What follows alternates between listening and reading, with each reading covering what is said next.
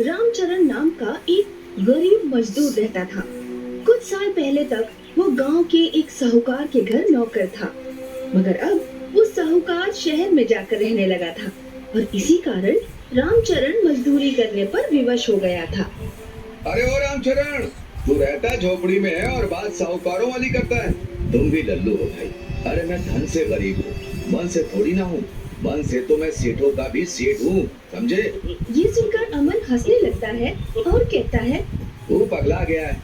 कई साल साहूकार का नौकर रहा है ना, इसीलिए उनकी जैसी बातें करना सीख गया है। पर क्या बे? पर तू पूरी उम्र मजदूरी कर लेगा तो भी झोपड़ी वाला गरीब ही रहेगा। तुझे पक्के मकान तक में रहना नसीब ना होगा। अबे चुप कर, देखना एक दिन साहूकार की हवेली मैं ही खरीदूंगा और तेरे जैसे जमूरों को उसमें नौकर रखूंगा। रामचरण की ये बात अमन को कोरी बकवास लगती है और इसी कारण वो फिर से हंसने लगता है। मगर फिर कुछ दिनों बाद साहूकार रामचरण के पास आता है। अरे रामचरण, तुमने सालों हमारी सेवा की है और फिर भी तुम झोपड़ी में रह रहे हो। तो और कहाँ रहो मालिक? अरे हमारी हवेली खाली पड़ी है, तुम उसमें रह लो। तुम उसमें रहोगे तो उसकी साफ सफाई भी होती रहेगी। ठीक है मालिक, जैसी आपकी इच्छा। उस दिन के बाद से रामचरण अपने परिवार के साथ साहूकार की हवेली में जाकर रहने लगा। और एक दिन, सुनो जी, आपके मालिक जैसा आलसी मैंने नहीं देखा। क्यों, क्या हुआ? तुम्हें मेरे मालिक से आलू खुदवाने थे क्या? चुप करो जी, आलू की खुदाई तुम ही करते अच्छे लगते हो। मैं तो कुछ और ही कह रही थी। अच्छा, तो कुछ और कह रही थी, पर क्या कह रही थी? रामचरण के पूछने पर राधिका उसे लकड़ी की एक पुरानी तिजोरी दिखाती है, जिसका दरवाजा खुला पड़ा था और अंदर मकड़ी ने जाले बना रखे थे। ये देखो आपके मालिक का आलसीपन। घर का सारा सामान तो ले गए और ये लकड़ी की टूटी फूटी तिजोरी उनसे बाहर ना फेंकवाई गई। अरे तुम भी कमाल करती हो। सेठ लोग इस लकड़ी की टूटी फूटी पुरानी तिजोरी को हाथ लगाते अच्छे लगते हैं क्या? तो अब तुम और तुम्हारी बेटी सपना दोनों मिलकर इसे बाहर फेंक दो। मुझे तो ये बिल्कुल अच्छी नहीं लगती है। तभी वहाँ रामचरण की बेटी सपना आ जाती है और लकड़ी की उस तिजोरी को देखकर कहती है, अरे अम्मा, ये तो सेठ की खानदानी तिजोरी लगती है, इसे बाहर क्यों फेंकती हो? इसकी मरम्मत करवा कर सामान रखने की अलमारी बना लो ना। सपना की ये बात रामचरण और उसकी पत्नी राधिका को बहुत पसंद आती है और वे उसकी मरम्मत करवा कर उस पर पेंट भी कर देते हैं। इससे तिजोरी चमक उठती है। देखो अम्मा, अब ये बन गई ना साफ सुथरी अलमारी। अब इसमें जो सामान चाहो रखो और दरवाजा बंद कर दो। ठीक है, ये ले, कुछ कप प्लेट रख दे इसमें। मगर जैसे ही सपना उसमें कप प्लेट रखने लगती है, वो तिजोरी बोलना शुरू कर देती है। ए बंदरिया की मौसी, ये क्या कर रही है? मैं तेरी अलमारी नहीं हूँ, तिजोरी हूँ, तिजोरी। रखना है तो पैसा और गहने रख, वरना फूट पड़े को।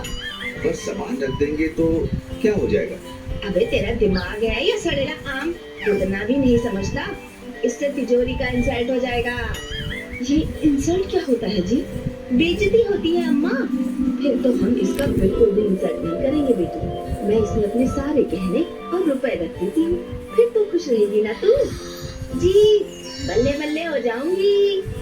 राधिका के पास जो भी गहने और रुपए थे, वो उन सबको तिजोरी में रखकर उसका दरवाजा बंद कर देती है और फिर अगले दिन जब दरवाजा खोल कर देखती है तो उसका मुंह फटा का फटा रह जाता है। अजी सुनते हो, बल्ले बल्ले हो गया। एक सोने की अंगूठी की 100 सोने की अंगूठियां और 1000 रुपए के पूरे 1 लाख रुपए बन गए। रामचरण आकर देखता है तो वो भी हैरान रह जाता है और खुशी से फूला नहीं समाता। अरे हमारा तो भाग्य चमक गया।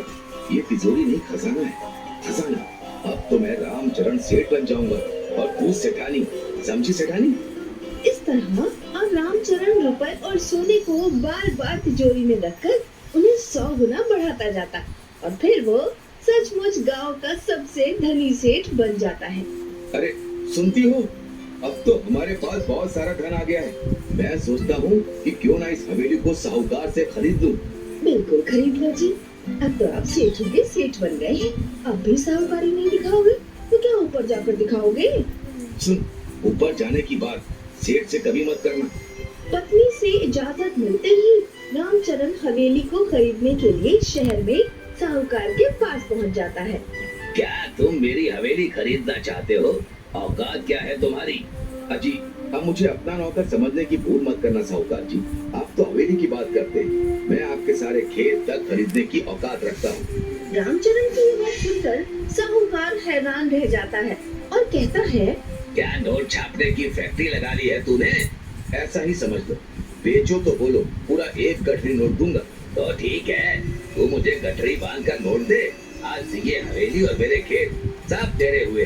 रामचरण के पास तो नोटों के ढेर लगे थे, इसीलिए वो साहूकार को नोटों की एक भारी गठरी देकर उसकी हवेली और सब खेत अपने नाम करवा लेता है। तिजोरी जी, तेरी कृपा से आज मैं गांव का सबसे अमीर आदमी बन गया। अगर तुम्हारी कोई इच्छा हो तो बताओ। रामचरण, तू तो घोंचू है, तू खुजली वाले गधे का बाप है।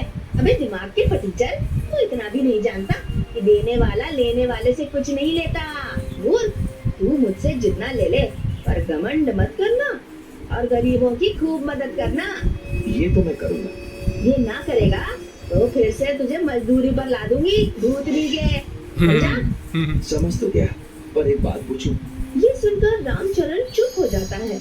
हाँ पूछना बे, क्या पूछना है? यही कि आप बोलती बहुत बढ़िया हैं। अबे चुप कर भूतनी के। बढ़िया बोलना तो मैंने 100 साल पहले छोड़ दिया था। फिर धीरे धीरे इस चमत्कारी तिजोरी की खबर कई गांव वालों को लग जाती है। अबे रामचरण, तू तो पक्का चोर निकला।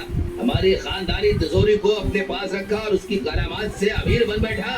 अगर आपको तिजोरी चाहिए तो आप ले जाइए, पर इतना याद रखिए कि अब मैं भी साहूकार हूँ और वो भी आपसे बड़ा। ठीक है, पर मैं अपनी तिजोरी ले जा रहा हूँ। ठीक है, ले जाइए, पर इतना ध्यान रखिएगा कि तिजोरी बड़ी चालू चीज है, कभी लाभ के बजाय नुकसान ना हो जाए। साहूकार उस तिजोरी को शहर ले जाता है और फिर उसमें सारा रुपया, पैसा और सोना चांदी रख उन्हें 100 गुना करने की कोशिश करता है, मगर उसके हाथ कुछ नहीं आता, क्योंकि तिजोरी उसके सारे रुपयों और सोने चांदी को 100 गुना बढ़ाने की बजाय राख का ढेर बना देती है।